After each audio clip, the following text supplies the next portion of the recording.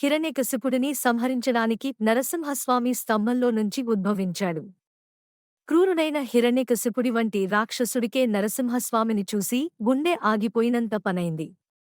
ఇక భక్తుడైన ప్రహ్లాదుడికి కూడా భయంతో ఒళ్లంతా చెమటలు పట్టాయి. అలాంటి స్వామి ఇక్కడ విగ్రహరూపంలో ఉన్నప్పటికీ నేరుగా ఆయన్ని చూడటానికి కొంతమంది జంకుతుంటారు.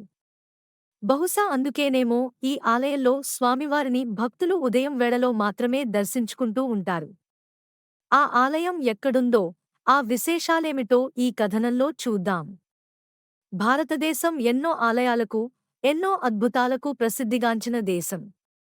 అలాంటి ఆలయాలలో ముఖ్యంగా చెప్పుకోవలసిన ఆలయం మల్లూరు శ్రీ నరసింహ స్వామి దేవాలయం.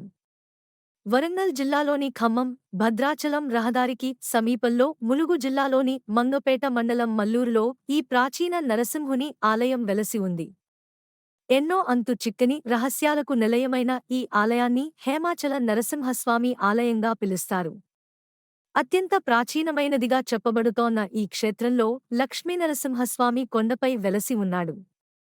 నవనారసింహ క్షేత్రాలలో ఒకటిగా మల్లూరు హేమాచల లక్ష్మీ నరసింహస్వామి క్షేత్రం ప్రసిద్ధి చెందింది. 6వ శతాబ్దానికి పూర్వం ఈ ఆలయంలో దేవతలే నరసింహస్వామిని ప్రతిష్ఠించినట్లుగా చెబుతారు. దిలీప మహారాజు స్వప్నంలో స్వామివారికి సూచించి విగ్రహాన్ని బయటకు తీయించి ఆలయాన్ని నిర్మింపజేశాడన్నారు. అప్పటినుంచి మహామహిమాన్వితమైన స్వామివారు అందరితో పూజలు అందుకుంటూ వెలుగొందుతున్నారు. గర్భాలయంలో స్వామివారి మూర్తిని చూడాలంటే కాస్తంత గుండె ధైర్యం కావాల్సిందే. స్వామివారి ప్రతిమ మెత్తగా ఉంటుందని, తాకితే శరీరంలాగా సున్నితంగా లోపలికి వెళుతుందని అర్చకులు చెబుతుంటారు. స్వామివారి విగ్రహానికి ఛాతీపైన వెంట్రుకలు కూడా ఉండడం చూడవచ్చు. నిత్యం స్వామివారిని నువ్వుల నూనెతో అభిషేకించడం ఇక్కడి విశేషం. నరసింహస్వామివారి నాభి వద్ద గాయం ఉండటంతో ఒక ద్రవం ఎప్పుడూ స్రవిస్తూనే ఉంటుందంట.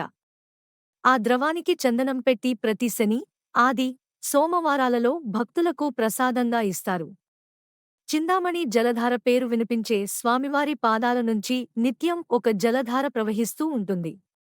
చల్లగా ప్రవహించే ఈ నీరు ఔషధ గుణాలతో కలిసినదని భక్తులు చెబుతారు. భక్తులు విదేశాల్లో ఉన్న తమ వారికి కూడా ఈ చింతామణి జలధార నీటిని పంపిస్తారు. ఉదయమంతా భక్తులతో సందడిగా ఉండే కొండపై భాగం పొద్దుపోయిన తరువాత నిశ్శబ్దంగా మారిపోతుంది. చీకటి పడిన తరువాత స్వామివారు కనిపించే తీరు వేరుగా ఉంటుందని స్థానికులు చెబుతుంటారు.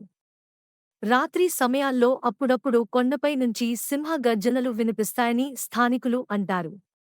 ఈ కారణంగానే స్వామివారిని కేవలం ఉదయం వేళలో మాత్రమే దర్శించుకుంటూ ఉంటారు. ఆలయం పరిసరాలలోని అటవీ ప్రాంతంలో ఔషధ మొక్కల వనాన్ని పెంచుతున్నారు. ప్రకృతి రమణీయతతో, ఎన్నో విశేషాలతో ఉన్న మల్లూరు ఆలయాన్ని జీవితంలో ఒక్కసారైనా తప్పకుండా దర్శిద్దాం. ఓం నమో నారసింహాయ నమః.